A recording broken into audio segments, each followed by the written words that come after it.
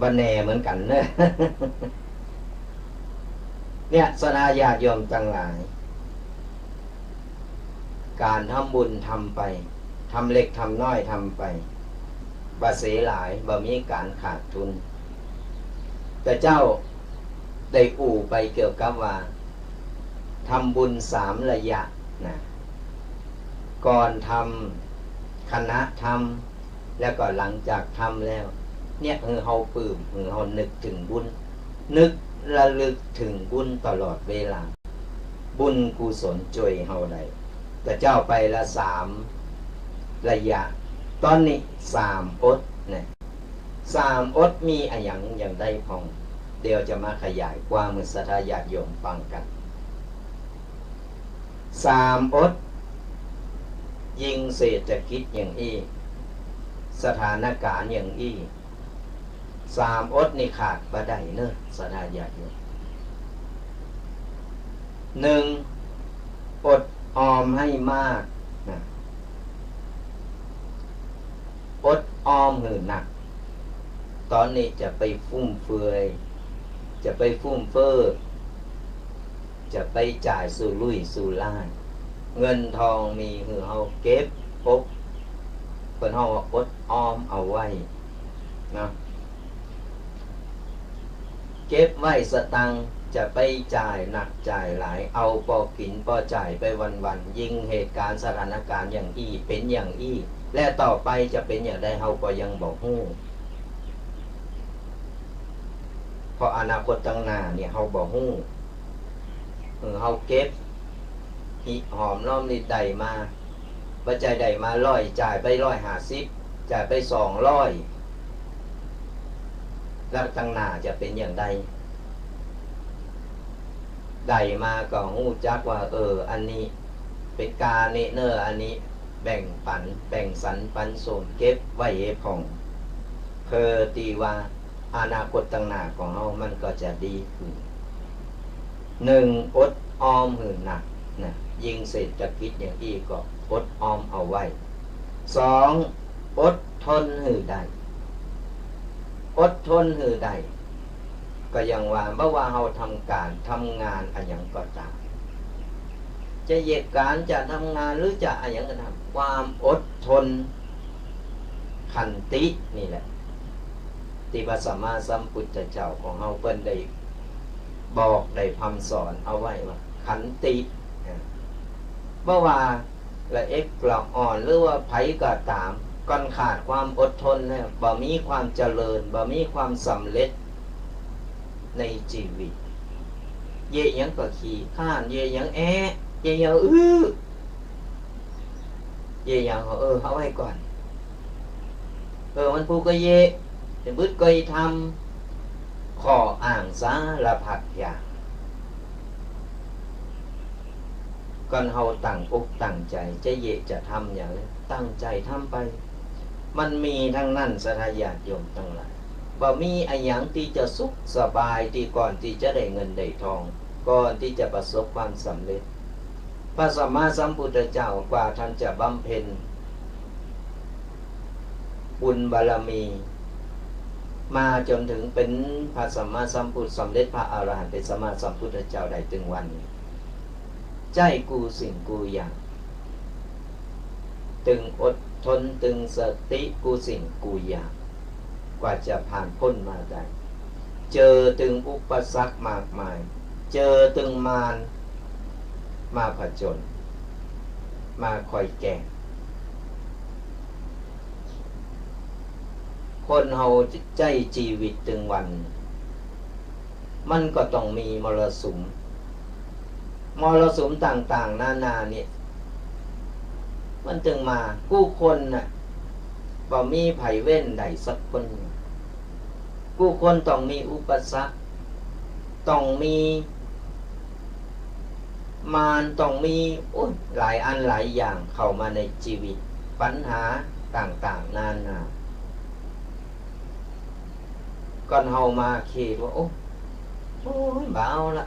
เดี๋ยวก็เจอนั่นเดี๋ยวก็เจอนี่เฮาเมากะท้อเมากะเบื่อเฮาก็อยู่ที่เก่าจะตราบได้ก่อนเฮาบ่ก้าวเดิน เขาก็บอกฮู้หรอกว่ารสชาติของชีวิตเป็นอย่างไรลองเอาก้าวเดินออกไปปุ๊บเขาจะฮู้ว่าอันนี้เขาไปยำใส่ก้อนหินเนอะอันนี้เขาไปสะดุดล่มเนอะมันมีต่อตีหันนอกนี่อันนี้มันมีก้อนหินนอกสมเตอเตียวไปกลางตั้งหมาเห่าใส่ห้องเห่าก็เตียวไปเมื่อต้องไปสนใจเมื่อต้องไปตอแยเมื่อต้องไปเสวนาก็มันหูว่ามันเป็นหมามันชอบเห่าชอบหอนก็ปล่อยมันก่อนเห่าไปหมานี่มาเห่ากูยื้อน่ะเก็บเอาก้อนหินเอากวางหมาไล่หมาอยู่หันเมื่อใดมันจะไปถึงสัทธาญาติโยมดีด่าหมากับหมาเห่ามาเห่ากับเห่าปีกไปโตยกลายเป็นหมาสองโตเห่าแข่งกันอยู่หันเพราะฉะนั้นแล้วเนี่ยเห่าเฉยๆไปสัญชาตญาณของหมามันไข่เห่ามันก็เห่าไปปล่อยมันเลิงของมันมันต้องไปอยู่มันต้องไปแว่งกัดมันต้องไปตอแย่กับมันเอาหัวอันนี้หมามันใจคนเห่ากับเตียวกายพี่เห็นมันไข่เห่าก็เห่าเตียวกายไปมันก็จะเห่าคนเดียวมันก็จะมันหยังปล่อยมันนั่งเห่ามันอยู่หันต้องเขาจะได้ยินแล้วเขาไปไก่แล้วก็ได้ยินอยู่ปีกวกปีกมาเห่าก็มาแหมนี่ มันก็บ้าใจเพราะฉะนั้นเนี่ยมันเป็นรสชาติของชีวิตของการเดินทางในสัทธาญาติโยมอุปสรรคมันต้องมีกูสิ่งกูอย่างดอกกุหลาบตีวางงามกว่าเฮาจะไปเด็ดมันได้เฮาก็ยังเจอหนามมันยังมีหนามเพราะฉะนั้นแล้วมันบ่มีอะไรอย่างตีจะง่ายในชีวิตของเฮาเฮาตั้งหน้าตั้งตาเฮามีเป้าหมายที่จะเดินทางของเฮาเดินไปเลยเตียวไปเลยตามเป้าหมายที่เฮาตั้งไว้อุปสรรคต่างๆนานาที่เราไปที่ไปต่อไปสนใจมันมีถึงมูลมีไผที่จะปู่พรมโตยนำหน้าไปเรื่องเอาเตียวบนพรมชีวิตคนกูคนไม่ว่าคนรวยคนจนเหมือนกันหมดหันเปิ้นรวยหันเปิ้นมีสตางค์มีตังค์หู้ก็ว่าเปิ้นก็บ่ใจนอนรับนอนนี่เหมือนเฮาน่ะสัทธาญาติโยมในใจของเปิ้นเนี่ยเฮาใจฮู้สู่คนธรรมดาสามัญคนตุกคนจนหาเจ้ากินคำของเฮานี่ถึงเวลาใครรับมอยรับรับสบายคนรวยนอนรับภาวะนี่ใครจะมาป่นวันกูอันนั้นเองเป็นกำกึดอยู่นอนบัดรับเหมือนกันสัทธาญาติโยมกูคนมันมีปัญหามันมีรสชาติของชีวิตทั้งนั้นเพราะฉะนั้นเฮาบ่ต้องไปท้อในเมื่อเฮาเกิดมาเป็นอย่างนี้มันเป็นกรรมเก่าของเฮาคิดเจออย่างเฮาก็สบายใจแล้วเฮาก็ในเมื่อเฮาฮู้แล้วเป็นกรรมเก่าของเฮามันเป็นหยังเฮาเกิดมาจากนี้เฮามีร่างกายดีร่างกายครบถ้วนเฮาก็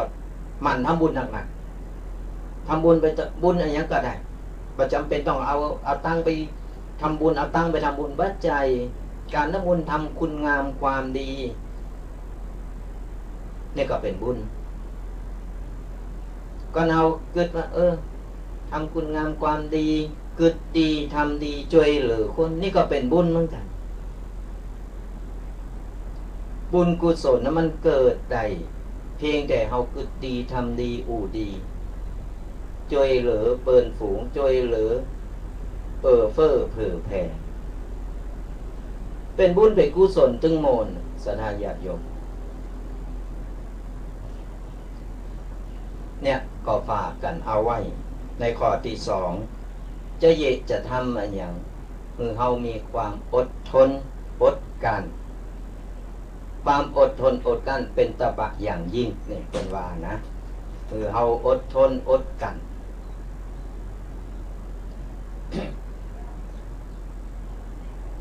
อดทนอดกันเนี่ยสำคัญที่สุดเพราะว่าเราจะทำอะไรอย่างความสำเร็จก็จะเกิดขึ้นก่อนเราบ่มีความอดทนอดกันความสำเร็จมันบ่เกิดขึ้นหรอกเย่ยังก็โอ้ยบ่ไหวท้อละ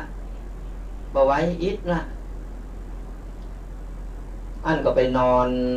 อยู่ที่บ้านปากรอเหือนรอหือโจกหือลาบรอหือสตังรอหือเข่ามัน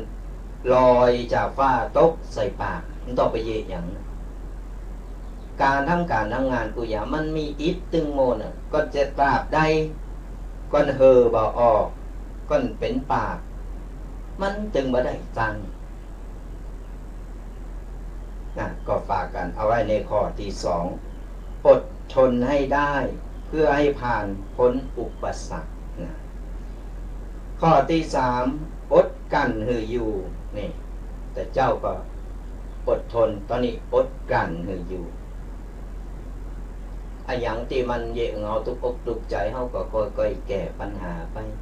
มัมมึกเอาไว้เริงไอ้อย่างที่นี่จะเอามาผลกันมันก็บดีศูนย์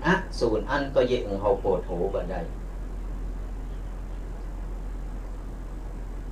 เขามีความอดกันการในที่นี้ก็คือเฮาทำอะไรอย่างด้วยความมุ่งมั่นตั้งอกตั้งใจนักนิดเบาหน่อยอะไรอย่างก็ทำไปเพื่อความสำเร็จในอนาคตของเราเนี่ย3 ข้อ3อดติวานี่ตุปีก็อยากจะศรัทธาญาติโยมลองนำไปกึดไปเป็นหลักข้อคิดว่าอดออมหนักยิ่งเศรษฐกิจอย่างอี้สถานการณ์อย่างอี้อดออมหนักอดทนใด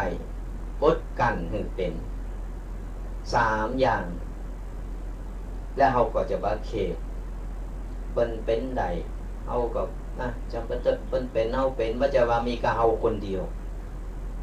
เดือดร้อนกันไปหมดทุกย่อมอย่างแม้แต่ตุเจ้าพันเนนเดือดร้อนกันหมดแต่ในเมื่อเป็นเดือดร้อนก็ตกอย่าเอาคนเดียวนี่ก็ใส่เอาคนเดียวนี่อันนี้เขาก็โอ้ก็เป็นกรรมเป็นเวรอย่างล่ำเหลือนี่เนี่ยไปโตดกรรมโตดเวรบุญนะว่าโตดตัวเก่าเนอะเป็นกรรมเป็นเวรอย่างล่ำเหลือถึงได้มาเป็นอย่างอีกก็กรรมเวรมาจากไหนล่ะกรรมเวรมาจากโตเก่าการกระทำของโตเก่ากรรมคือการกระทำเป็นการกระทำของโตเฮานี่แหละที่สร้างที่ทำเอาไว้เมื่อจัดแล้วผังหลังเมื่อใดเฮาก็บอกฮู้ในเมื่อเฮาฮู้แล้วเป็นกรรมเป็นเวรจากที่แล้วเฮาได้สั่งได้ทำเอาไว้จากนี่มันถึงได้มาตอบมาสายเจ้ากรรมในเวรเปิ้นมาโตยเอาในเมื่อเฮาฮู้อี้แล้วเนี่ยเฮาก็ต่อไปเฮาก็จะสร้างกรรมดี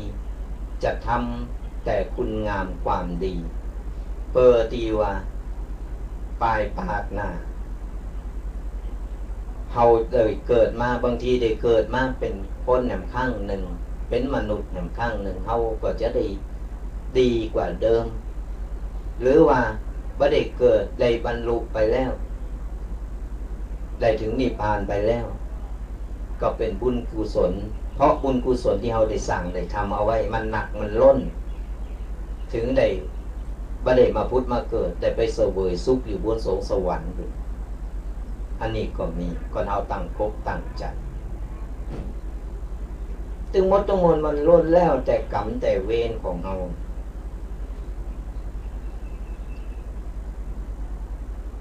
กรรมคือการกระทำก็เรากระทำคุณงามความดีความดีก็จะเป็นผลบุญส่งยู่เฮาก็เราทำหรือการกระทำของเฮาในต่างที่บดีสิ่งบดีหมู่นั้นมันก็จะมาโตยหาข้ามภพข้ามชาติ เฮาบ่มีแสงสว่างอะไรอย่างที่จะนำต่างเฮาไปสู่บนสวงสวรรค์ได้ทุกปีถึงบอกว่ามันสร้างมันทำไปเตอะคุณงามความดีบุญกุศลเล็กๆน้อยๆสั่งสมเข้าไว้เอาไปไหนบ่ได้หรือว่าติดเตงอยู่ลุกบ่ได้ไปบ่ได้อีแม่บ่ไหวเนอะอีปอใครไปทำบุญแต่เนอะแต่ไปบ่ได้ลูกหลานก็ไปเยการเยงานไปทำการทำงานมีไปส่งไปวัดก็ว่าเป็นอย่างสนาญาติโยมอยู่ที่บ้านฟังธรรมะฟังตุเจ้าครูบาอาจารย์หลายรูปหลายตนเปิ้นเตศเปิ้นอู่เปิ้นหือธรรมะเฮาก็ฟังธรรมะแปลงใจใสๆฟังธรรมะไปแล้วก็ยอมือไหวเปิ้นจบเฮาก็ปั่นป้อนเฮาก็ยกมือไหวนี่ก็เป็นการสร้างบุญสร้างกุศลเป็นการทำบุญทำกุสร้างบุญสร้างกุศลโดยที่เฮาบ่ฮู้โตหรือว่าเฮาจะไปสั่งสอนหรือว่าไปแนะนำธรรมะเอากำอู่กำจาครูบาอาจารย์เนี่ยเอาไปอู่ไปนี่เฮาก็จะได้เนี่ยตุเจ้าตุปีแดงเปิ้นมาอู่อย่างอันอย่างอี้เปิ้นมาว่าอย่างอันอย่างอี้เนี่ยเปิ้นสอนอย่างอี้เนออีลาบาลาจะไปเยไปทำอย่างอันอย่างอี้เนอนี่เราอ่อนเอาไปปฏิบัติหรือว่าห่อเอาไปสอนไปบอกเราอ่อนนี่ก็เป็นการเผยแผ่ธรรมะเป็นการบอกบุญสร้างบุญสร้างกุศล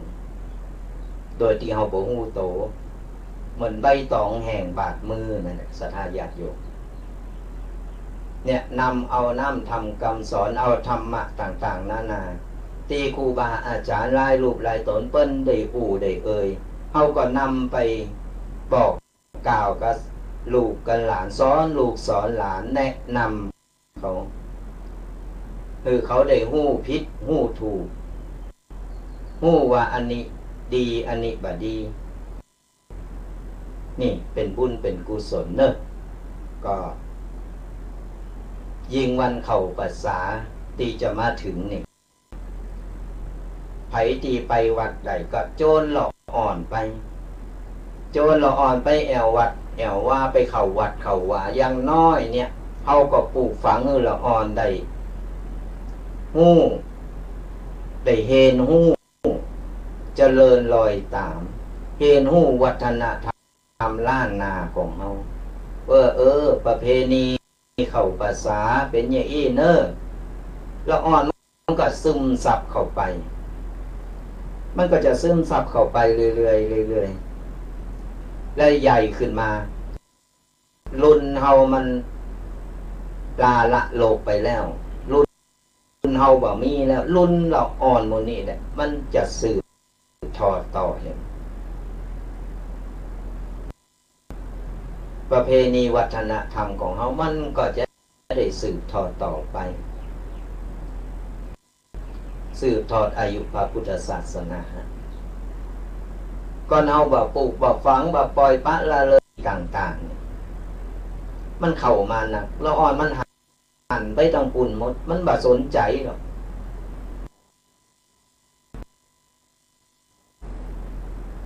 บาปบุญคุณโทษอะไรอย่างเป็นอย่างไรเนี่ยเฮาก็ต้องว่าไม่ก็เอาเก่าก็บ้านละเฮาก็ต้องมาพยายามดึงเอาผสมประสานกันเข้าไปเอามาปรับใจใหม่อย่างทุกปีถึงวันไปสอนหลอกอ่อนไปเหตุธรรมะหลอกอ่อนหรือโครงการต่างๆตามโรงเรียนทุกปีก็เอาสื่อเทคโนโลยีนี่แหละที่หลอกอ่อนมันชอบเนี่ยอยู่ดีๆเราอ่อนมันลับมันหนีหมดอ่ะมันมีไปมาฟังหรอกยิ่งเราอ่อนสมัยบัดเดียวแต่ลองเอาสื่อนะเอาสื่อไปเปิดในโปรเจคเตอร์นี่วันนี้มีหนังมือพอเนอะวันนี้มีอันนั้นนี่เราอ่อนมันตื่นเต้นรูมาโลน่ะมันนั่งเป็นแถ เนี่ยเขาก็สอดแทรกธรรมะเข้าไปจะมาเอากับธรรมะอย่างเดียวมันนางมันเหงารับกงกกังอ่ะดีมึนตาตุเจ้าเตเซตมึนตามาพอหายแซบหมดเหลือกระโตกเก้าอี้เนี่ยสนาญาติโยมเฮาเอามาปั๊บอย่างคนเฮาบ้านเฮาบ่เดียวนี่นะบ่ใจไขว่าเนื้อสนาญาติโยมบางคนเพิ่นก็โอ้ดังเดิมเป็นคนบ่เก่าแท้ตูเจ้าởยังกำโทรศัพท์ตูเจ้าởยังยานี่เปิ้นโหโบราณเฮาก็บ่เคยว่าเปิ้นเนาะเปิ้นคนบ่เก่าแต่เฮาต้องเข้าใจว่าสมัยบัดเดียวมันสมัยอันหยังแล้วปรับทัศนคติของเฮาเนี่ยขึ้นมาอย่างว่าบัดเดียวมันยุคนี้แล้วสมัยตะก่อนนี่ไปไหนมาไหนมีล่องูล่อควายบัดเดียวไปไหนนี่รถปืนบัดไปปอปุ่นขึ้นเครื่องบินก้ามเดียวถึงแล้วรับยาบัตันตื่นถึงแล้วเนี่ยมันยุคสมัยมันพัฒนาขึ้นไปเฮาก็ต้องพัฒนาจิตใจของเฮาตัวเองแต่ทั้งนี้ทั้งนั้นของเก่าก็ยังอยู่เหมือนเก่ายังอนุรักษ์เอาไว้ถึงว่าในทุกปีก็สอดแทรกเรื่องอนุรักษ์ยิ่งเดียวมีโครงการใหม่ขึ้นมาที่ทุกปีกำลังทำเรื่องทุกปีเคงทำกันอยู่ก็คือสร้างกุจานน้อยกุจานน้อยในโรงเรียนนี่ต่อไปมีงานในโรงเรียนนี่เอากุจานน้อยนั่นเอานักเรียนในโรงเรียนนั่นคือเขาได้เอามาว่าอย่างน้อยเขาได้กล้าแสดงออกแถมหน่อยใหญ่ขึ้นมาเขาไปโบสถ์เป็นตุกเป็นพระมาเรียบร้อยซึกออกมาเป็นผู้จารได้เลยเป็นป่อจารได้เลยนี่เขาต้องฝึกละอ่อนแต่น้อยเพราะอย่างน้อยเนี่ยมันจะเกิดความเคยชินมันจะได้กล้าคิดกล้าทำกล้าแสดงออกก็ต้องมีกิจกรรมต่างๆเข้าไปสอดแทรกในห้องเฮนกันในตำรับตำราเฮนกับของใหม่ๆไปติ๊กของเก่านี่มีไผไปฟื้นฟูบ่มีไผไปบอกไปสอนน้องก็ลืมจังหวะในตุปีแดงกับตุปีเคก็ได้ตั้งโครงการกุจานน้อยในโรงเรียนหลายๆโรงเรียนกำลังจะขยับขยายกันไปนั่นแหละจับเอานักเรียนนั่นแหละตึงห้องเอามาโลมัน3ว่าพร้อมกันไผมีแววหน่อยจับออกมามานี่อย่างน้อยเราอ่อนมันก็โมนเราอ่อนมันก็ได้เข้าใจแล้วก็แหมหน่อยมันใหญ่มาหน่อยไปส่งอีแม่ไปวัดไปว่าหน่อยแล้วเนี่ยมันหู้รักแบบว่าอันนี้ขันแก้วตั้งสาหมายความว่าไอ้หยังจุดถูกจังใดจุดถูกแปลกไหนนี่แหมหน่อยไปออกงานสังคมได้เป็นเจ้าคนในคนมันเยะถูกหมดมันทำถูกหมดเฮาก็เลยจากตั้งโครงการนี้ขึ้นมาเพื่อที่จะเอาไปสอดแทรกกับเนื้อหาสาระต่างๆในโรงเรียนคือตีว่าเราอ่อนมันได้หู้ขนบประเพณีวัฒนธรรมของเฮาบางคนยังบ่หู้นะขันแก้วทั้ง3มีอะหยังพองขันแก้วทั้ง3เป็นอย่าได้หรือถูกปักถูก3ดอกหมายถึงอะหยังจุดเต้น2เล่มหมายถึงอะหยังสื่อถึงอะหยังจัดโต๊ะหมู่บูชาหมู่8หมู่9ต่างๆนานาจัดอย่างใดเอาอย่างวางตั้งใดตั้งซ้ายตั้งขวา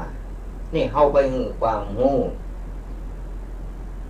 ไปบอกถึงเราอ่อนสอนเราอ่อนเพราะอย่างน้อยปีกป่านปุ๊บเห็นมาแล้วในอันอีแม่ซื้อโต๊ะหมู่มาจัดโต๊ะหมู่กรรมมาจะแปลงหิ่งพระหือกรรมมานี่เราอ่อนมันก็จะได้เอาไปจัดไปแปลงได้ง่ายนะยิ่งตอนนี้ไก่เข้าภาษาตามห้องเฮนต่างๆก็จะมีโครงการวันพระในโรงเรียนนี่หรือว่าไปตักบาตรในโรงเรียนเขาก็จะเอาประจานน้อยของเขานี่เป็นมักกะตายกน้อยแหมคนนึงก็ฝึกหรือเป็นพิธีก่อนลำดับพิธีนี่ต่างคนต่างมีหน้าที่เขาจะหู้งานก่อนแล้วดูพอถึงเวลาตูเจ้าก็ต้องไปนี่เกมอย่างนั้นต้องไปสั่งอย่างละเขาได้เห็นหู้มาถึงเวลาปุ๊บเขาจัดปุ๊บลำดับพิธีอะไรอย่างใดนี่เขาทำเป็นเพราะว่าเขาจะไปสอนในเชิงของทฤษฎีแล้วก็ปฏิบัติจริงทำจริงและใจใดจริงเนี่ยถึงบอกว่าของใหม่ก็เอาของเก่าก็บละเฮาสอดแทรกเข้าไปลองอยู่ดีๆเฮาจะมา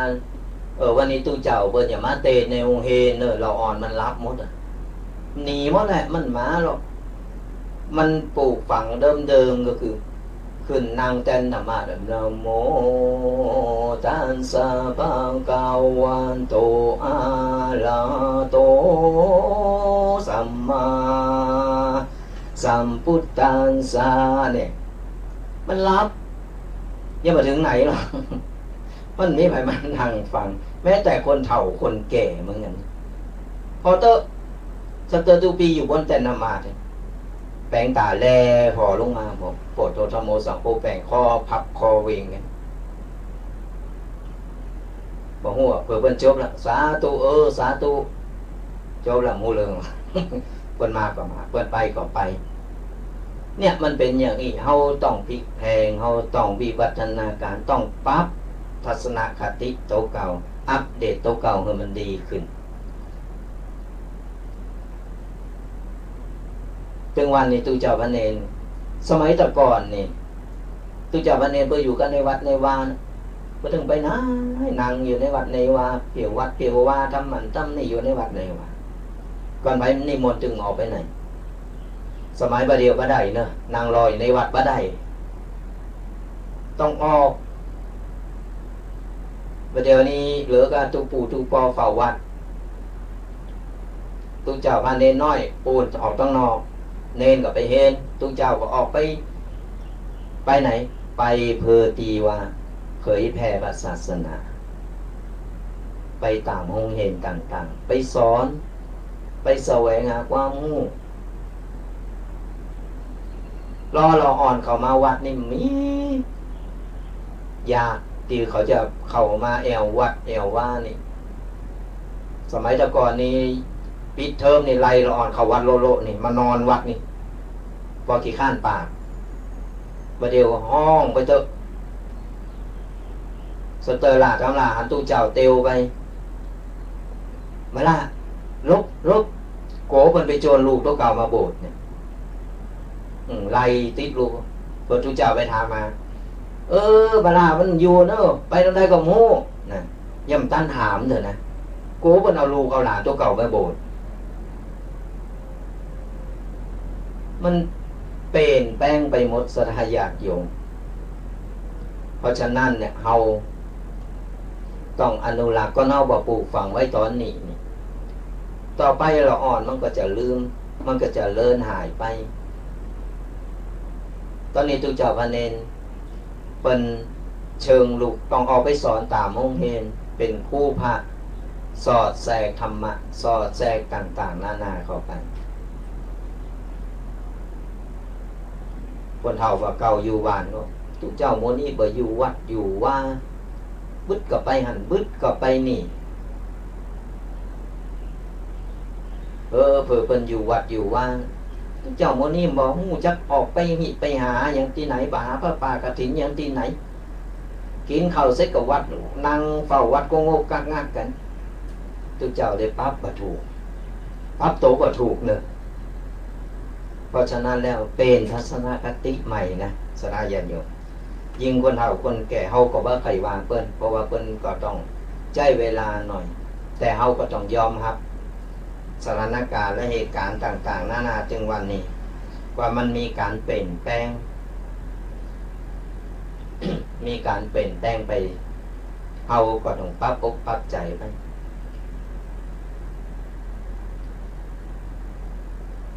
แล้ววันนี้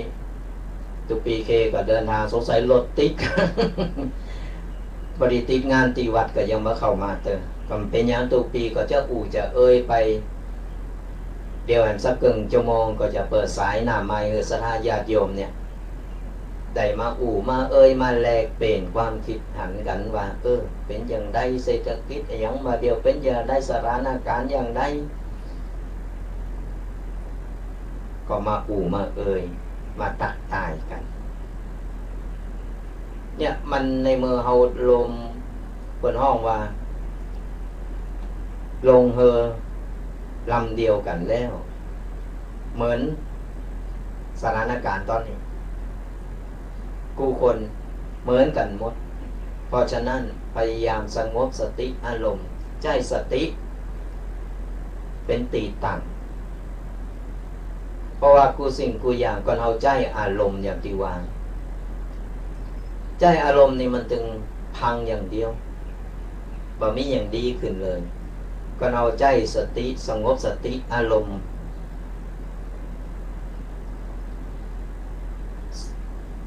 ก่อนเรามีสติแล้วนี่กูสิ่งกูอย่างมันก็จะผ่านพ้นไปในทางที่ดีเพิ่นถึงบอกว่าอย่าประเดี๋ยวมีปัญหากันที่เป็นข่าวกลางคืนนี้ก่อนนอนทุกปีจะพอข่าวพอข่าวหันข่าวนี้เพราะอะไรอย่างพอเขาจะได้ติดตามสถานการณ์เหตุการณ์ตึงวันว่าประเดี๋ยวเหตุการณ์เป็นอย่างไรไปอย่างนั้นเขาต้องหาข้อมูลที่เขาจะเอาไปหาข้อมูลที่จะเอาไปเตะสอนหลอกอ่อนถึงบอกเขาต้องเอาสมัยใหม่กับสมัยเก่าผสมผสานกันจะเอาใหม่อย่างเดียวมันก็บ่ได้จะเอาเก่าอย่างเดียวก็บ่ได้เอาต้องเอามาผสมผสานกันอย่างข่าวถึงวันต่างคนต่างก็มีความเครียดกันเครียดเรื่องพิษโควิดเครียดหาตั้งออกบ่ได้บางคนล่มละลายก็เป็นดีอินดูกันแต่ในมือเป็นล่มละลายผู้เกิดความเครียดขึ้นมาหาตั้งออกบ่ได้ตันมือมิดไปหมดหาตั้งออกบ่ได้ฆ่าตัวตายเนี่ยฆ่าตัวตายแล้วคือว่ามันจบตัวเก่าจบแต่คนอื่นมันบ่จบมันเดือดร้อนคนอื่นถึงบอกคือตั้งสติคือมันกึดทอกกึดทอกกึดทอกก่อนนับ1 ถึง 10นับ1 ถึง 10แล้วยังไม่ได้จะนับ1 ถึง 100ไปก็มันไม่ได้จะแต่นั่งรับตาหายใจลึกๆหายใจเข้าหายใจออกลึกๆมันจะได้ผ่อนคลายบางครั้งมันกดดันหนักเราต้องผ่อนคลายเหมือนเราสูบลมสถานญาติโยมอัดเข้าไปแน่นๆปุ๊บมันจะระเบิดในเมื่อมันแน่นแล้วมันแน่นปุ๊บเราต้องผ่อนคลายแล้วมันก็จะดีขึ้นมาเองผ่อนคลายอย่างไรหาตั้งออกมาไปนั่งที่ไหนก็ได้ที่มันสงบพักเป็นห้องว่าพักสมองจะไปใจงานมันหนักล่ำก็ใจงานสมองนะยังก็เอาไม่ซ้ายก็เอามาขวาก็เอามาหน้าก็เอามาหลังก็เอามาใส่โหซุ้มโหเรื่องบางเรื่องเขาว่าประจำเป็นต้องหู้ก็ได้สลายญาติโยมไม่ต้องไปหับหู้มดกูเลิงกูลาวอันไหนที่มันปล่อยวางหรือปฏิเสธไหนเขาปล่อยวางเขาปฏิเสธไปไม่ต้องหับหู้ก็ได้ต้องไปเก็บอันนั้นมาใส่โหเก็บอันนี้ อันอย่างหน่อยเก็บใส่หูเก็บใส่หูเก็บใส่หูบ่เมื่อมานานมันก็ระเบิดเหมือนกันก็เอาไปสั่งสมความเขตแล้วทีนี้คนรอบข้างก็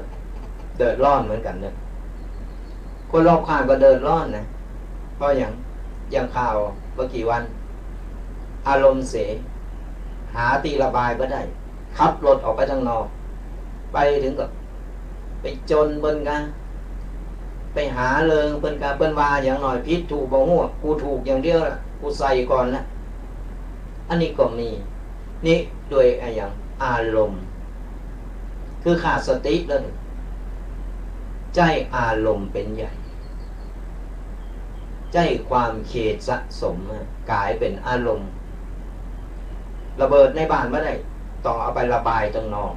แล้วก็เดินร้อนเจ้าบ้านพิษบ่พิษหัวกูถูกอย่างเดียวล่ะจะพือเอาตัวเก่าอย่างเดียวอย่างอี้ก็มี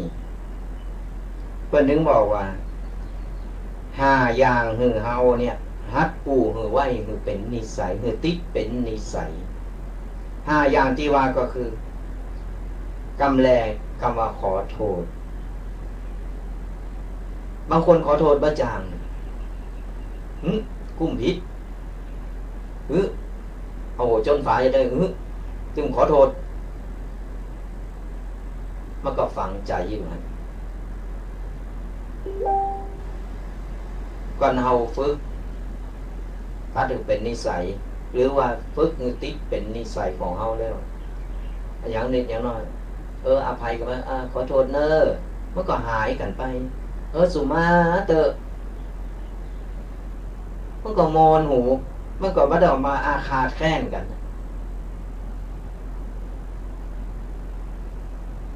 ขอโทษเดี๋ยวนี้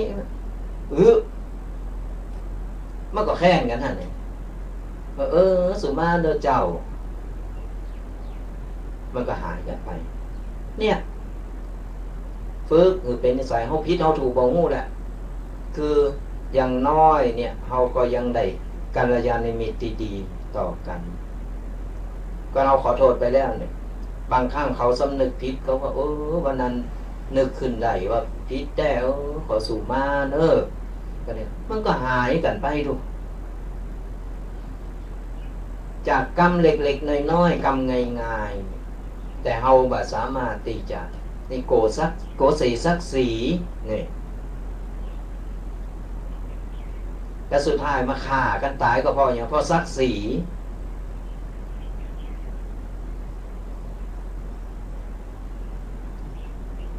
เพราะว่าเฮามันปากแข็งเพราะฉะนั้นแล้วเนี่ยกรรมว่าขอโทษกรรมแรกคือเฮาเนี่ยฝึกคือเฮาเนี่ยท่องคือขึ้นใจยิ่งเป็นวัยรุ่นเป็นละอ่อนนี่เป็นการอ่อนน้อมถ่อมตนเป็นการที่บอกหูว่าละอ่อนนี่เป็นคนมีมารยาทดีฮู้จักขอโทษฮู้จักสู่มา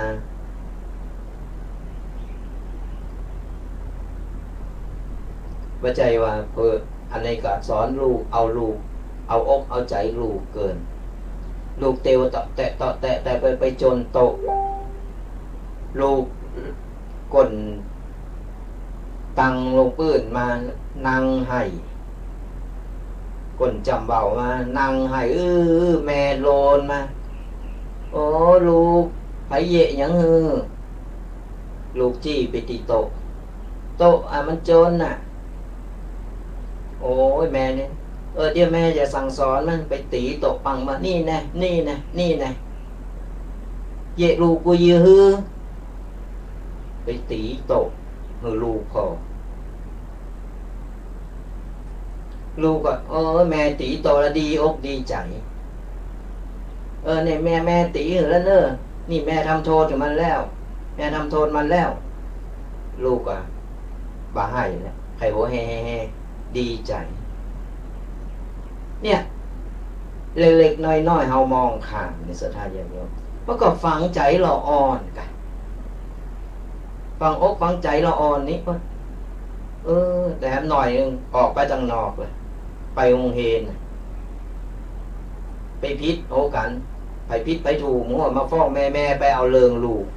ไปเอาเริงเอาแหมคนหนึ่งต้องเอาลูกโตเก่ากูเลี้ยงลูกมาดีลูกกูแบบพิษลูกอะแบบพิษแต่แม่พิษก็แม่พิษตรงที่ว่าสอนลูกแบบดีมีอย่างหน่อยโลนมาฟ้องก็ยังที่เป็นข่าวลูก2 คนพิษโหกันปอมาฟ้องปอผมหู้เริงหู้ลาวอารมณ์ห้อนเป๋ปืนได้ไปไล่ขู่ไล่ยิงละอ่อนในหงเฮนโดยบาถามใจทำเหนือไผพิษไผถูกบ่หู้มึงเยะลูกกูว่าได้ก็ยังมาเอาไปใส่กรอบแป้งตู่โชว์ไว้นะเอาใส่กรอบไว้ก็น่าขึ้นหิ่งบูชาถ้าโมสังโฆสดายาตอยู่อีกก็มีป้องเอาลูกคนเฮามันต้องสอนละอ่อนต้องบอกว่าอันนี้ผิดเนอะอันนี้ถูกเนอะฮู้จักว่าขอโทษเนอะฮู้จักสุมาเนอะเฮาผิดต้องแยกแยะเขาฮู้ว่าอันนี้ผิดอันนี้ถูกใจอะไรอย่างก็ลูกกูถูกอย่างเดียวลูกกูถูกอย่างเดียวลูกกลุ่มผิดมันมาใจ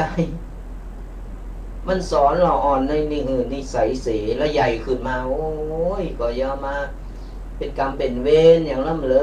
ลูกบ่ได้ดังใจน่าโตดกรรมโตดเวรบุญนะโตเก่า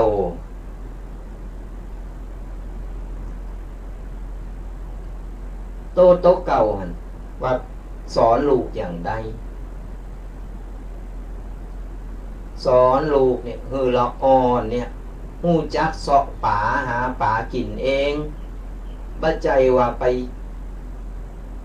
เสาะป่ามาแล้วมาป้อนลูกกินมันบอกหู้เราว่าการหาป่ามันยึดมันยากมันอิดมันเหนื่อยแค่ไหนหู้จักสอนว่าคือละอ่อนเนี่ยหู้จักในการเสาะว่ากินหู้จักในการช่วยเหลือโตเก่าได้มันจะไปซ้ออันนี้ลูกเขาได้ยังก็ซ้อมาหือลูกเขาได้ยังก็หามาหือมันก็ได้ใจโต้ยใจตามใจก็ได้จักดินจักงออย่างนี้เนี่ยหันหลายสถานญาณโยม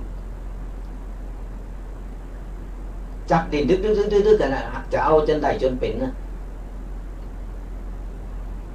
ก็หูนิสัยหลอกอ่อนก่อนเฮาหูจักสอนเขาแต่แรกแต่น้อยว่าอันนี้ผิดเนออันนี้ถูกเนอก่อนเฮาไปทำผิดมาปุ๊บเฮาต้องขอโทษเนอนี่ละอ่อนมันก็จะหูจักว่าคำขอโทษคืออะไรอย่างนะข้อที่ 2ก็คือขออภัยนี่อันแรกนี่ขอโทษนั่นนะอันที่ 2ขออภัยนี่กำง่ายๆแต่มันอู่ยากจะได้อู่ยากเฉพาะคนที่มีทิฏฐิมีความดื้อรั้นทิฏฐิโตเก่าก็โอ้ยโตเก่า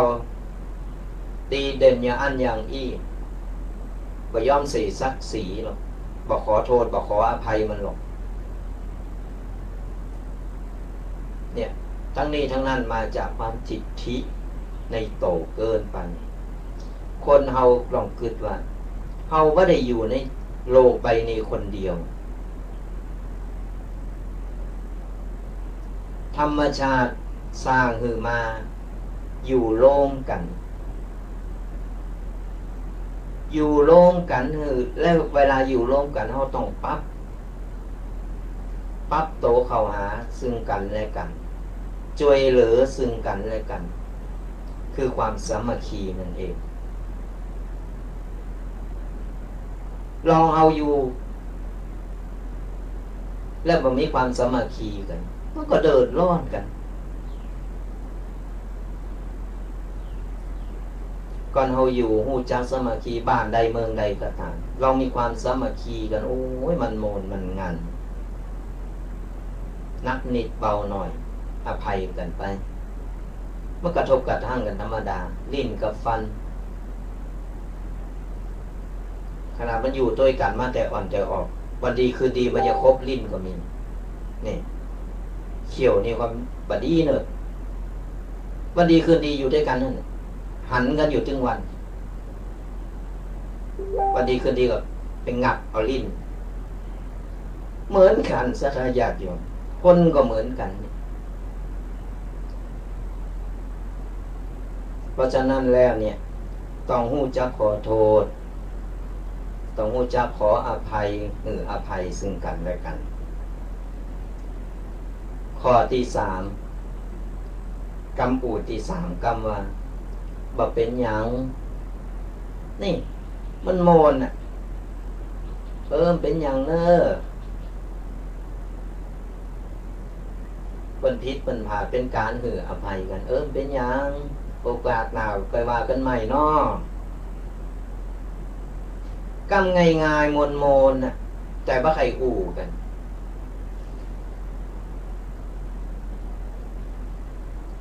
ติ้มไข่อู่ก็เพราะอย่างตีวานั่นพอมีความทิฏฐิในโต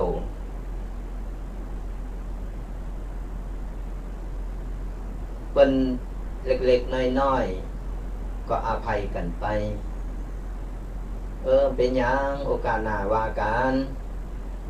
เป็นอย่างน้อสุมาอภัยเนอเนี่ยมันก็อยู่กันโมนมันก็มีความสามัคคีบ่มีศัตรู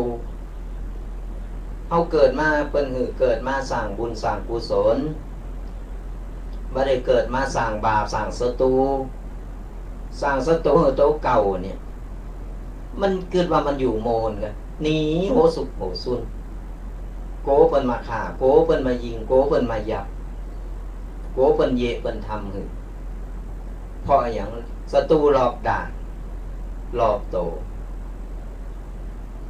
ลองเอามีศัตรูเฮามี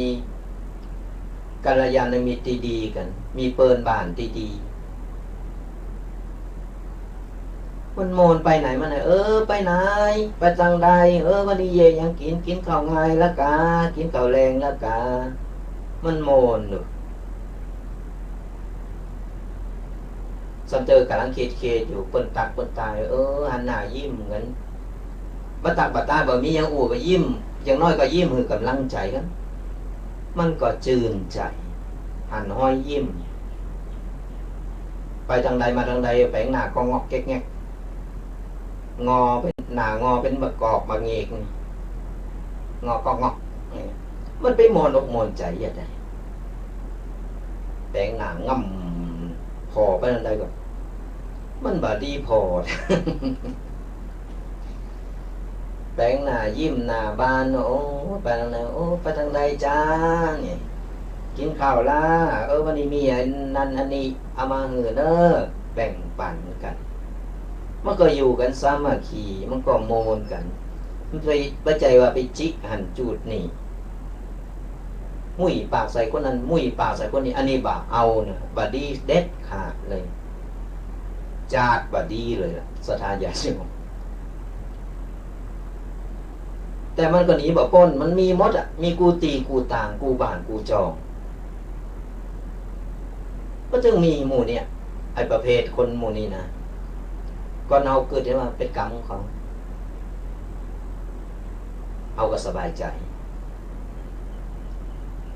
เป็นยังเป็นกรรมของเขาเนี่ยในข้อที่สามข้อที่สี่ก็คือจังเตอะจะมันเตอะนี่กำง่ายๆที่เอาคุ้นหูกันแต่บางใครมีใครอู่กันเวลามีอย่างมีเหตุอย่างก็หน้าดำกำคิดไหมว่ามีการที่ว่า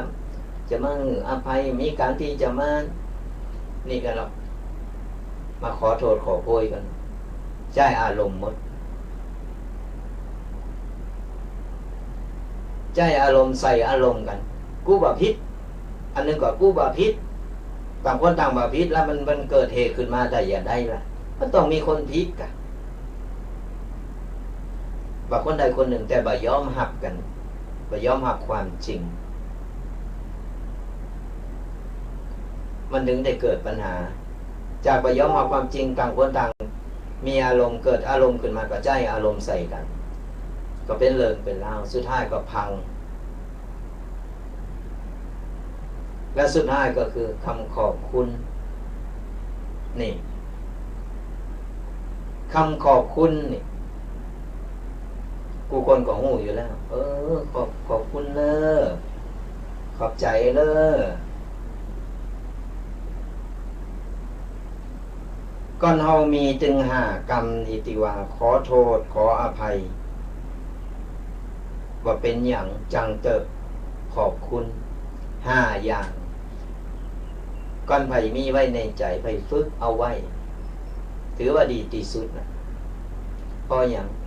เราจะอยู่อย่างมีความสุขไผมาว่าอย่างจังเตอเป็นอย่างจังเตอขอบคุณหลายๆเด้อที่มาบอกนะเขาก็สบายใจมีความสุขดี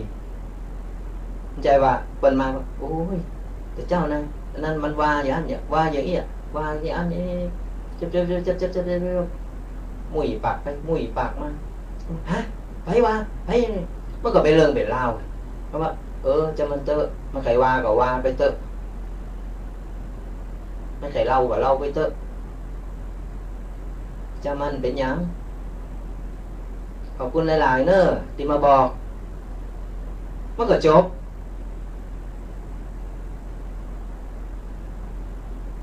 ก็เอาไปเป็นฟืนเป็นไฟตัวมันก็เป็นเรื่องเป็นราวมันไปหูจักจบจักสิ้นก็เกิดกลายเป็นจากเปินกันก็กลายว่าเป็นศัตรูกันหมู่บ้านเดียวกันแต่ก็ยังแตกสามัคคีกันนี่เพราะอย่างก็เพราะว่าใจกรรมหากรรมหมู่เนี่ยมันใจบ่จางบ่หูจักอภัยบ่หูจักกรรมว่าขอโทษบ่หูจักกรรมว่าบ่เป็นหยังจังเตอใครเอาอย่างมาซอเลยเอาละเป็นฟืนเป็นไฟไปละบ่หูจักตีว่าจะอภัยกับจะมันเตอใครว่าไปใครเราไปแต่บ่แต่ก็มันบ่แต่ก็เข้าโตนไปนี่เฮาก็สบายใจบ่มีศัตรูไปสืบกรรมหันสืบกรรมนี่มันก็ต่อความยาวสาวความยืดบ่ฮู้จักจบจักสิ้นปากต่อปากต่อปากต่อปากโพดไปเอาไปเอามาหมู่บ้านเดียวแยกเป็น2 หมู่3 หมู่เป็นกบเป็นเหล่า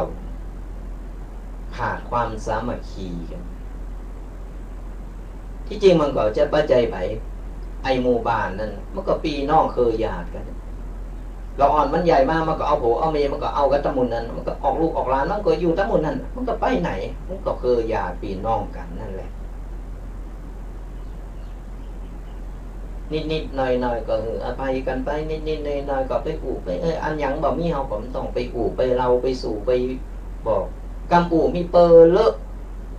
อู่ในทางตีดีอู่ในทางสร้างสรรค์บ่ใจอู่แล้วสร้างคือคนนั้นเดือดร้อนคนนี้เดือดร้อนเพิ่นเดือดร้อนกันเป็นกรรมเป็นเวรโตเก่าเพิ่นใจว่าโตเก่าดีน่ะเพิ่นจี้กันว่ารับหลังว่าปุ๊บเพิ่นโอ้อีนี่มามแล้วนี่เรดาร์ประจำหมู่บ้านฮู้หมดไปได้ฮู้อย่าไปถามได้แต่บ่ฮู้อย่างเดียวเริงโตเก่าบ่ฮู้กับเริงคนอื่นฮู้ดีโปรดโธ่ฮู้มันไปสื่อไปก็ลำดับนี่ใดมันพอจาติเป็นอย่างมันจะว่า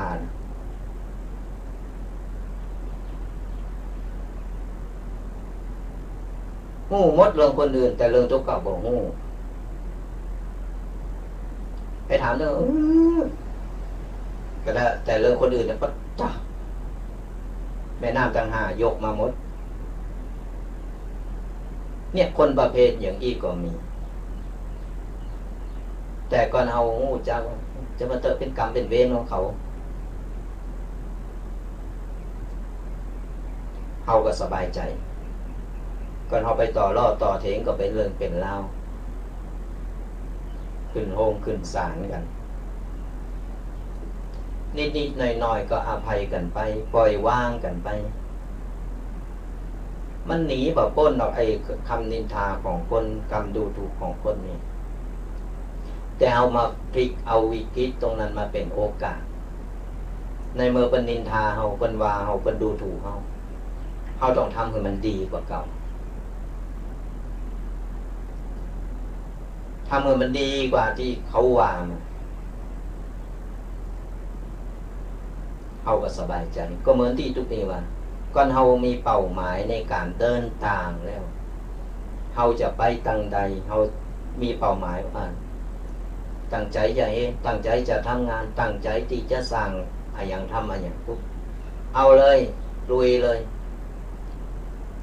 มันต้องไปรอโจกลาภวาสนาอันนั้นมันส่วนประกอบแต่ที่แน่ๆคือแรงกายแรงใจของเฮานี่มันต้องไปรอคนนั้นมาช่วยคนนี้มาช่วยโอ้ก็เดี๋ยวเพิ่นถึงมาช่วยโอ้คนนั้นมาช่วยมันโชว์ข้างโชว์ข่าวโตของเฮานี่ต้องช่วยเหลือโตเฮาเองตอนเฮามาเฮาก็มาคนเดียวดูเขาจะโรยล้นไหลออกมาตัวเฮามาโลที่ไหนล่ะแม้แต่พี่น้องก็ยังออกกันมาคนละตีเดียวกันแต่คนละเวลาคนละปีมาคนเดียวไปคนเดียวทำเฮาก็ทำคนเดียวทำไปก่อนไผมีใจไว้นี่เพิ่นมาช่วยเหลือก็ยินดีมารอฝนรอน้ำรอนั้นรอนี้เฮาเตลไปเลยไม่ต้องไปสนใจอะไรอย่างในเมื่อเฮามีความตั้งใจความอดทนอดกลั้นตั้งใจจริงเฮาทำไปเถอะมันสำเร็จหมด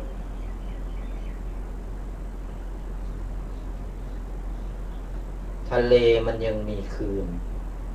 ชีวิตของคนก็เหมือนกันมันก็ย่อมมีอันนั้นมากระทบกระทั่งมีอันนั้นอันนี้มากระทบกระทั่งมาทดสอบเฮาอยู่เสมอพระสัมมาสัมพุทธเจ้าเพิ่นยังมีมารคอยผจญกว่าจะสำเร็จอรหันต์บรรลุได้ก็เพราะว่าแรงกระตุ้นจากมารผู้นี้เพิ่นนึกว่ากัมโบราณว่าบ่มีมารบารมีมันบ่เกิดขณะทุกเจ้าพระเนรเหมือนกันถึงวันยังมีคนนินทาเลยเพิ่นอยู่วัดทั้งเพิ่น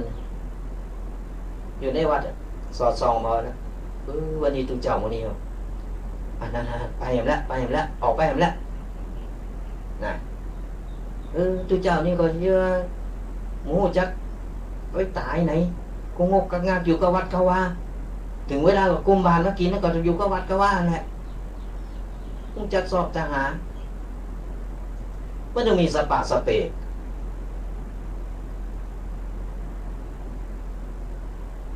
ต่างคนต่างทำมาหากินต่างคนต่างมีหน้าที่โตเก่าต่างคนต่างดิ้นรนชีวิตคนเฮาเกิดมานี่ร่างกายเพิ่นสร้างมาคือเคลื่อนไหว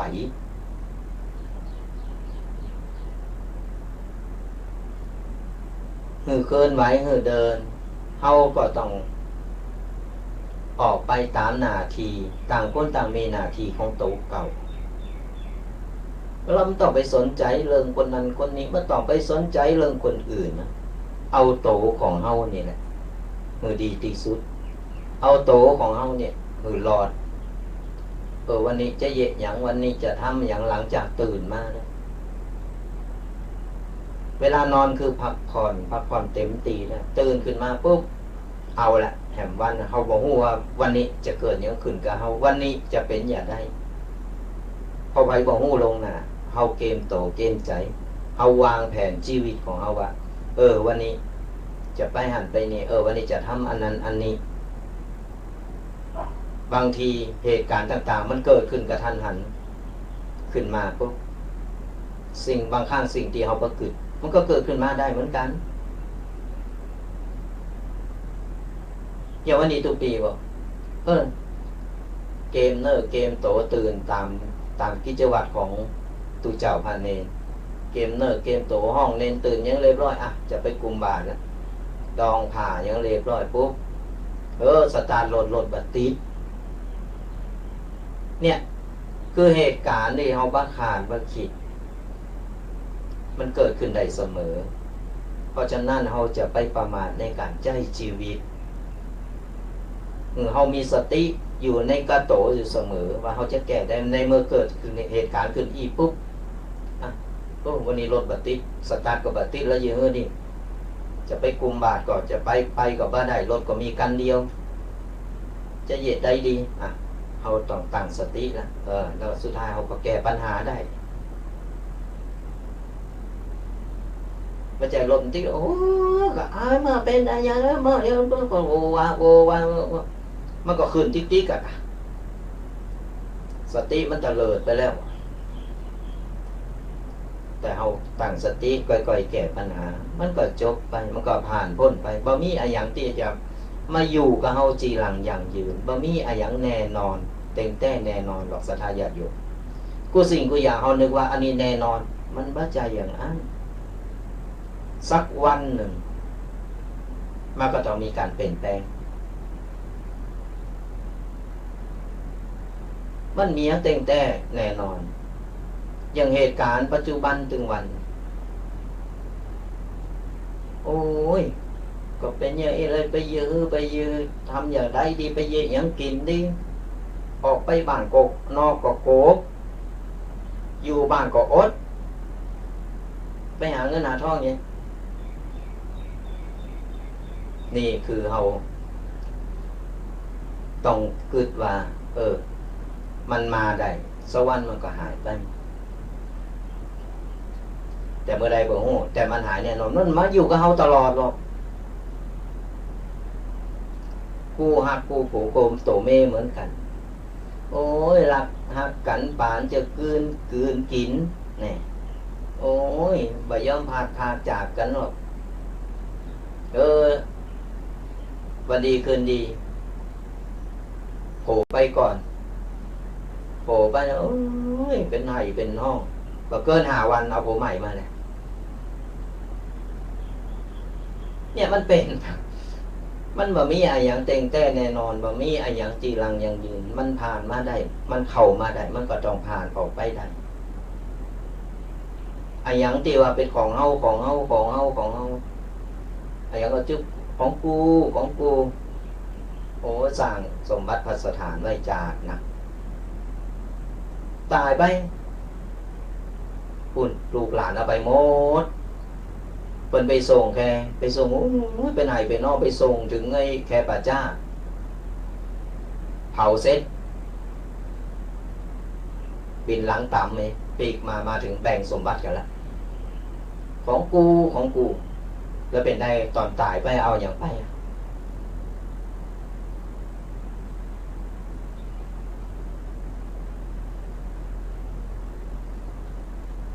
ตายไปก็เอาอย่างไปคุณงามความดีอายังกูสิ่งกูอย่างศรัทธาญาติโยมทำไปเตอะคุณงามความดีบุญกุศลติโตเฮาไปและการที่เฮาจะทำอย่างเขาตั้งอกตั้งใจทำไปก่อนเฮาก็ร้องก้าวเดินเฮาก็บ่ฮู้ว่าการเดินมันอิดหรือบ่อิดเฮาจะเจออะไรอย่างตั้งหน้าบางครั้งเนี่ยคิดพาเป็นนิดหน่อยบางทีเขาเตียวไปเหมือนเราอ่อนกำลังฮัดเตียวสดายากอยู่ต่อแต่ไปหน้าหน่อยสะดุดล่มมันจะได้หูรสชาติว่าเป็นอย่างไรล่มมาแล้วปุ๊บมันจะล่มปุ๊บก็นอนอยู่อย่างเดียวล่มปุ๊บลุก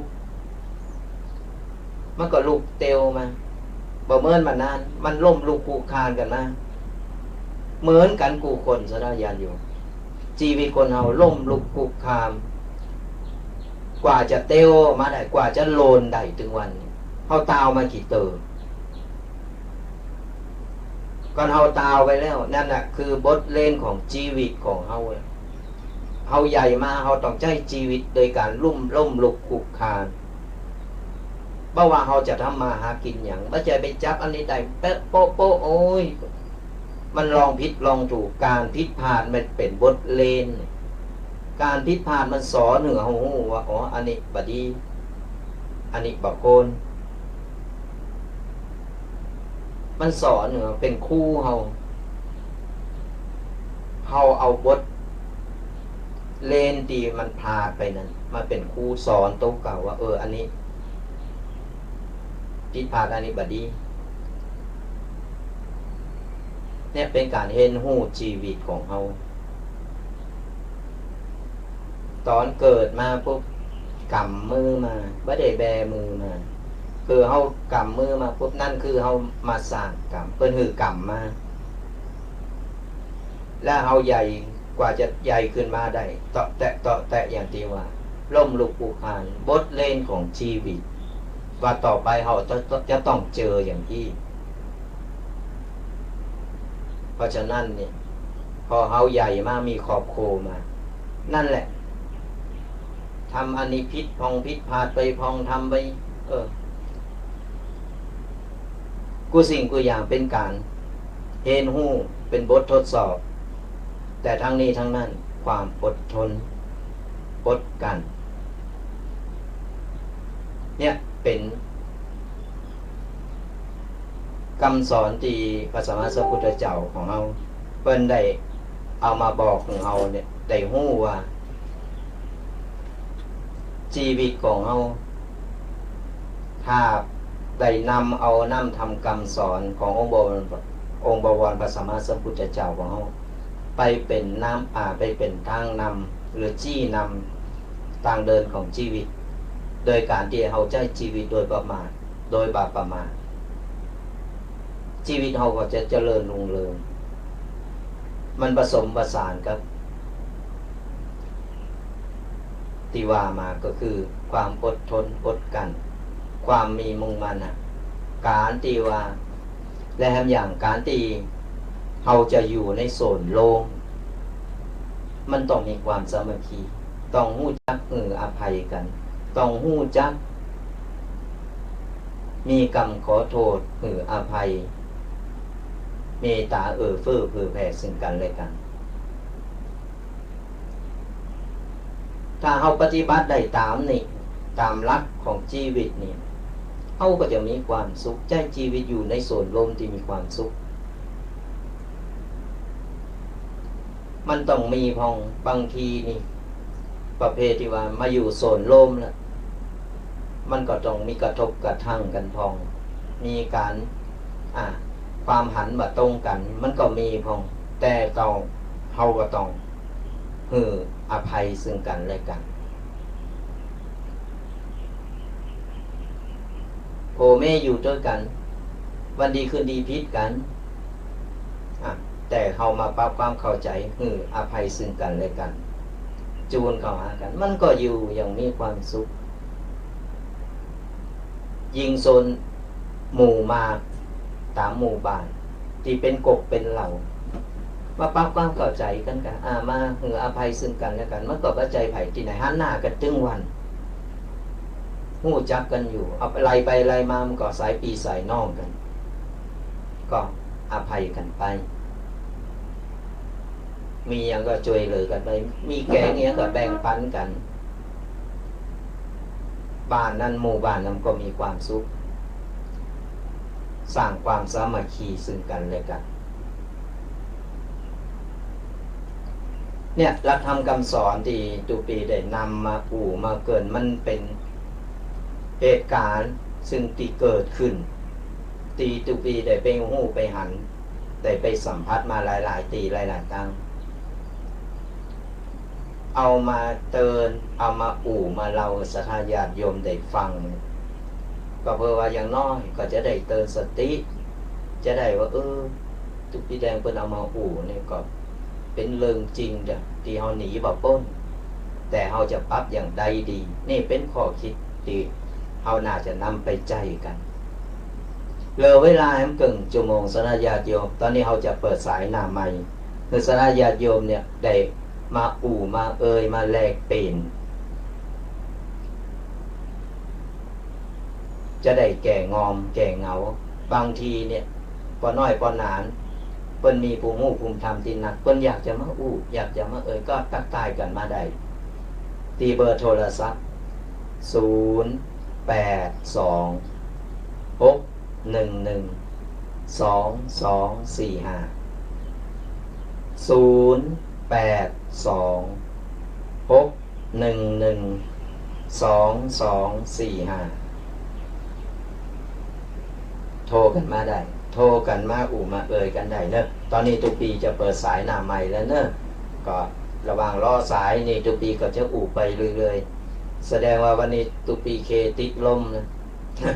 มาบ้านไหนก็มาเป็นยังก็เลยเวลามันเกินชั่วโมงทุกปีแดงก็ยังมามามาตักมาตายเฮาก็ยังบ่ละมาหายกันไปเนาะสถาญาติโยมไปมียังก็มากันเนอะฟังชัดการบ่ชัดการยิงตอนนี้ทาง Wi-Fi ที่วัดมงน้อยของทุกปีตอนนี้เปิดกำลังซ่อมแซมอาจจะคัดให้หายติดคัดหน่อยก็มาเป็นอย่างเนาะเจริญพรเจริญพรฟังอยู่นะเจ้าสาธุเจ้าไว้สาเจ้าจากไหนวันนี้การสารกลางมาทอดเจ้าอ๋อสารกลางมาแล้วเนาะวันนี้เต็มร้อยเนาะได้บุญคนเต็มร้อยเลยนะเจ้าวันนี้เต็มร้อยจุ๊บ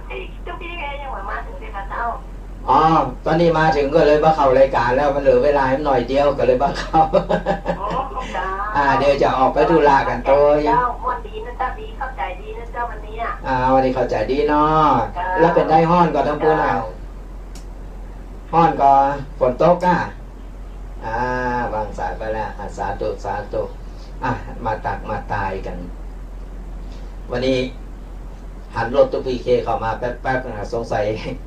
ว่าเข้ามารายการแล้วเพราะว่ามันเหลือเวลาหน่อยเดียวเนาะแต่เป็นยังตุ๊กพีก็จะเป็นหลับฟังอยู่ตั้งนอกบ่ยอมเข้ามาห้องทรงเนี่ยก็มาตักมาตายกันเนอะสดาญาติโยมกำลังใจนี่ดีที่สุดนะเพิ่นห้องว่ากำลังใจถึงไม่มีตัวตนแต่ก็มีอิทธิพลทั้งผู้ให้ผู้รับนะนี่กำลังใจเนี่ยดีสำคัญที่สุด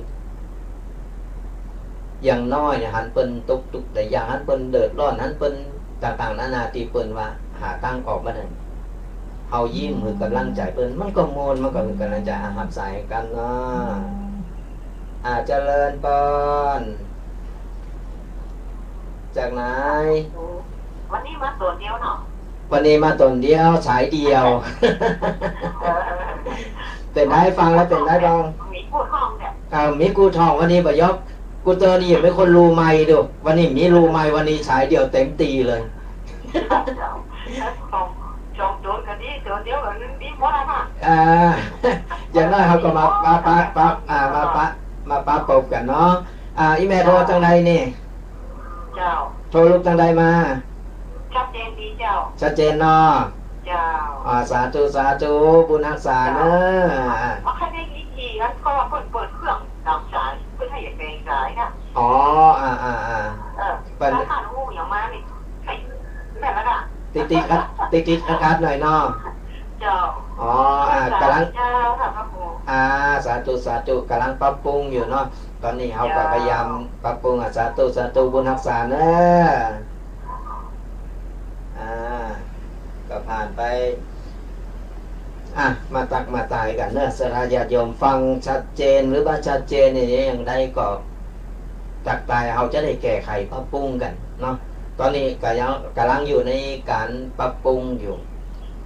นี่แหละเทคโนโลยีสราญาติโยมมันมีอย่างแน่นอนบึดดีบึดคืนดีบึดคืนแบบดีมันก็ธรรมดาคนก็เหมือนกันบึดให้บึดดี แล้วแต่อารมณ์เนี่ยมันมีอย่างจีรังยังยืนว่ามีอย่างเต่งแต่แน่นอนเพราะฉะนั้นเขาก็ต้องทำใจให้พองเนาะจะไปจริงจังหนักล่ำปล่อยวางให้พอง แล้วก็ปล่อยวางปลดปล่อยให้พงมันก็บ่เขตเฮาก็สบายโทรกันเข้ามาได้เนื่อยังมีเวลาเลยเนื่อสระญาติโยม0826112245โทรมาอู่มาเอ่ยมาตักมาตายคือกำลังใจกันแต่เจ้าว่าอู่เริงกำลังใจยังแบบจบเฮามาต่อระหว่างรอสายเนาะเนี่ยการคือกำลังใจหันเปิ้นตีว่าเปิ้นเดือดร้อนเปิ้นตุกอกตุกใจเฮาคือกำลังใจอย่างน้อยเฮาบ่มีหยังเฮาก็ยิ้มหรือไปอู่ไปเอ่ยไปตักไปตายกำลังใจใจเฮามันก็จะจื่นขึ้นมามันก็จะจื่นอกจื่นใจขึ้นมาเนาะเนี่ยการเป็นการคือกำลังใจซึ่งกันและกันอย่างทุกปีมาอู่มาเอ่ยถึง2 ลูก 2 ตนมาอู่มาเอ่ยกับศรัทธาญาติโยมเหมือนกันเฮาก็พยายามมาอู่มาตักมาตายเป็นการคือกำลังใจคือกำลังอกกำลังใจซึ่งกันและกันโทรกันเข้ามาได้นะศรัทธาญาติโยม0826112245รับสายกันเนาะเจริญพรแม่ฟังอยู่แล้วนะจากไหนจากหลังมอแม่โจ้เจ้าหลังมอแม่โจ้มาแล้วแฟนพันธุ์แท้เป็นได้ฟังชัดก่อนวันนี้เจ้าไม่มีชัดเจนเนาะชัดเจนเนาะกำลังปรับปรุงกำลังซ่อมแซมอยู่ Wi-Fi มันสงสัยลืมจ่ายกับ Wi-Fi ก็หมูเกิดมันอันนี้เหมือนกันนะน้อยเดียวมันเกิดตรงกลางมันก่อนมันสลับไปสองอย่างมันจ่ายอย่างพวกรถตรงไม้น่ะแต่ก็ฟังได้เนาะเจ้าแต่จะพยายามปรับปรุงเนาะแล้วแม่ได้หรอกมันต้องพูดแม่จะไปแวะเนอะแล้วจะรอ อย่าเป็นสายโบเนอะสปุงน้อยอีกเจ้าสปุงน้อยตุปีเคมันอยู่สปุงน้อยตุปีแดงอยู่วัดมงน้อยอยู่วัดปีวัดน้องอยู่ไก่จุดตรงกันข้ามกันน่ะมงน้อยอีกเจ้ามงน้อยแล้วก็สปุงน้อยมันน้อยเหมือนกันน่ะแม่เจ้ามันน้อยไปวัดดอนน้อยเข้าไปเนาะดอนน้อยก็มาแล้วอยู่ไก่ดอนน้อยกันเจ้าไม่ควรเนี่ยควรที่ไปวัดยักษ์แล้วเจ้าตลอดเลยน่าอยู่ไกลๆกันนี่แหละอยู่โซนเดียวกันแม่ก็อยู่เป็นไฟน้ำดีบ่ะพวกลำเดียวแม่เขามาอยู่เล็กยังไงที่เมืองแล้วครับดีแม่พูดรายละเอียดทุกฟังเนาะว่ามาแม่ใครไปนี่มันไปอย่างแบบเขาวิโควาเนี่ยใครไปทำไมของมันใครไปเนี่ยเหมือนกันคือตอนนี้มันเอาก็ต้องระวังแม่ไปทำที่อย่างไปทำแม่ลิงไปทำแม่ลิงแม่แตงแล้วก็ไปป้าออกมาที่ตอนเย็นแล้วหลังนอนของมันเรียนร้อนใจมันก่อป้าพูดอย่างเราว่าเขาไปทำบุญรับไปก็มันซาหน่อยก็ไม่เอาก็แวะมาเนอะแม่เนอะแวะเวียนมาวัดสปุงน้อยกับวัดมงน้อยเนี่ยมาหาตูลูกตูหลานเนาะสาธุบุญรักษานะก็3 สาย 4 สายผ่านไปเนาะก็โทรกันเข้ามาได้ยังมีเวลาอยู่เนอะศรัทธาญาติโยม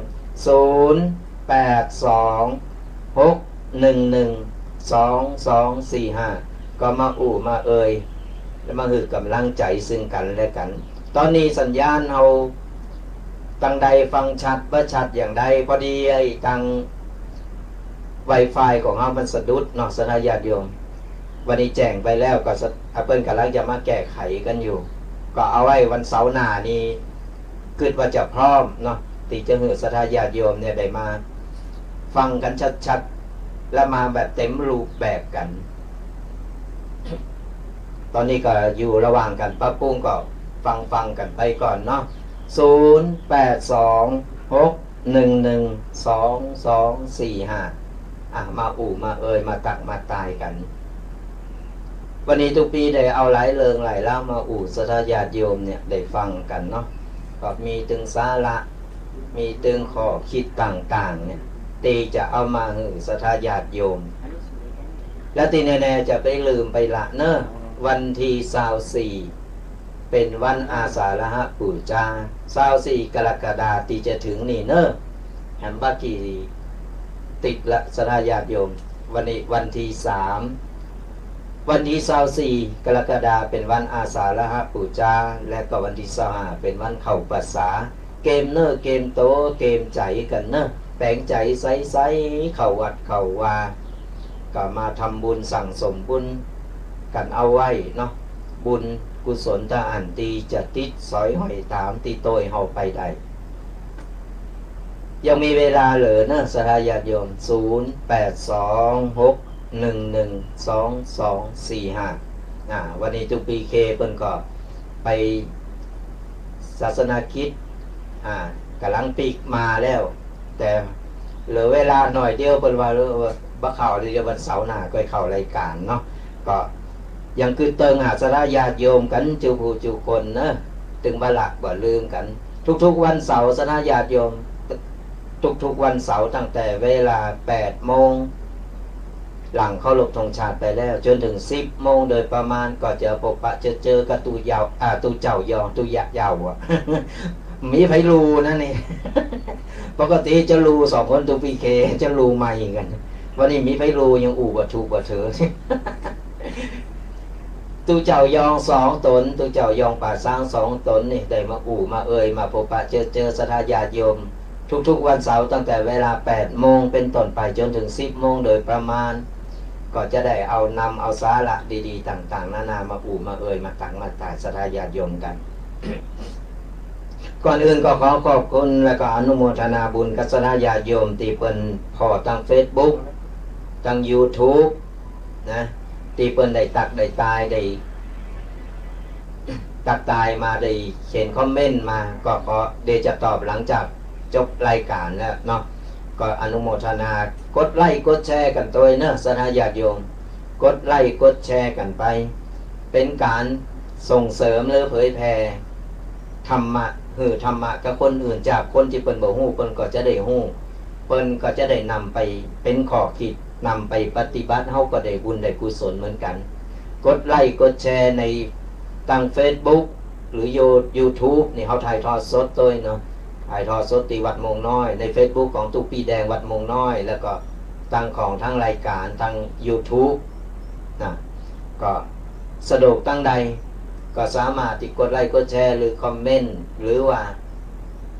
ฟังย้อนหลังกันได้กับรายการว่าทะธรรมกำยองกับตุปี2 รูป 2 ตนตุปีเควัดสปุงน้อยตุปีแดงวัดมงน้อยเนาะวันเข้าพรรษานี่ผ่านไปผ่านมาเนอะผ่านไปผ่านมาก็แวะกันมาได้เนอะแวะมาแอวมาทำบุญหรือมาแอวมาไข่หันหน้าหันตาตูเจ้ายอง2 ตนนี่เป็นจะได้มาพอกันหรือมาแอวกันได้มาตักมาตายกันได้ที่วัดสปุงน้อยแล้วก็วัดโมงน้อยเป็นวัดปีวัดน้องเป็นวัดที่อยู่ติดกันเนี่ยตรงข้ามกันเนี่ยสถาญาติโยมอยู่ตรงกันข้ามกันนี่เป็นวัดปีวัดน้องอยู่คนลายถนนน่ะอยู่คนลายถนนก็จะได้มาตักตายมาอู่มามาพบปะกันมาแลกเปลี่ยนความคิดกันเนาะมาสนทนาธรรมกันได้นะก็ฝากกันไว้วัดสปุงน้อยแล้วก็วัดโมงน้อยอำเภอป่าซางจังหวัดลำพูนนะเวลาจัดสดเขาก็จะจัดสดกันที่วัดโมงน้อยแล้วก็ส่งลิงก์ไปทางสถานีวิทยุ104.50 เมกะเฮิรตซ์ของวัดฝายหินนะก็จะได้มาพบปะเจอกันเอาละสถาญาติโยมทั้งหลายหลังจากติงเงไปแล้วบ่มีไผโทรมาแล้วเนาะตุปีก็จะได้อวยพรจะได้ปั่นป้อนให้สถาญาติโยมที่เพิ่นได้ตั้งอกตั้งใจได้ฟังรายการวาทะธรรมกำยองกตุปีแดงวัดมงน้อยก็สถาญาติโยมเนี่ยตั้งอกตั้งใจได้รับป้อนเนอตั้งใจนี้ต่อไปก็ขอสถาญาติโยมทั้งหลายจงหายทุกข์หายโศกหายโรคหายภัยหายเจ็บหายไข้นึกหวังสิ่งใดก็ขอสมดังความมุ่งมาปรารถนากุสิ่งกุปการเงินทองไหลมาเทมาอย่าได้ขาดสายขอเงินต่อเงินต่อเงินต่อเงินทำการงานใดๆเจริญก้าวหน้าทำมาก้าขายร่ำรวยท ทำให้ทำสนได้ผลผลิตเจริญงอกงามขายได้ราคาสุขภาพร่างกายแข็งแรงแค้วขาดปลอดภัย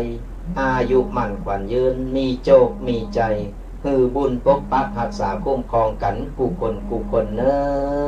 อหลั่นมาแอมสายเดียวแล้วแอมสายหนึ่งเนาะเจริญปอนไว้ก่อนเจ้าสายสุดท้ายเนี่ย อันนี้แม่โทรจากบ้านน้ำดิบน้อยก่อนมาเนอน้ำดิบน้อยเนาะเจ้าฟังชัดอยู่เนาะเจ้าเป็นได้บองตอนนี้จำที่ท่านอู้ออกมาพนามันหูชอบทุกกรรมเนอถูกต้องกูกรรมเนาะเจ้าเอาความจริงมาอุ้มเจ้ากันนี้แหละมันเป็นนี่เหตุการณ์มันเป็นยี่ยมเนาะแม่เนาะมันเฮาก็ต้องพยายามแก้ไขมันมีกุฏิกูตางได้กะมันอย่างนั้นแหละมันจึงหนีมันป้นแต่เฮาก็ต้องมีแต่เฮาไปปิดปากเขาไม่ได้เฮาปิดหูเฮาดีกว่าเนาะเฮาปิดหูเฮาสบายใจก่อนเฮาปิดปากอะไรปิดปากคนนั้นคนนี้เขามันไม่ได้หรอกเพราะฉะนั้นเฮาปิดหูเฮาได้ดีแล้วฮ้อนก็ต้องน้ำดิบสาธุบุญอาสาเนอะอารัสนาญาติโยมปั่นป้อนไปแล้วก็ตอนนี้ก็ได้เวลาที่ทุกปีก็จะได้พอจะเดียวจะกินเวลาทางสถานีเปิดแหมเนาะเอาไว้พบปะจะเจอกันใหม่ในวันเสาร์หน้าตั้งแต่เวลา8 โมงจนถึง10 โมงโดยประมาณกับตุกปีตุกเจ้ายอง2 ตนตุกปีเควัสปุงน้อยตุกปีแดงวัดมงน้อยสำหรับวันนี้เอวังก็เอาไว้ต่ออีกก่อนเนอะเจริญปอน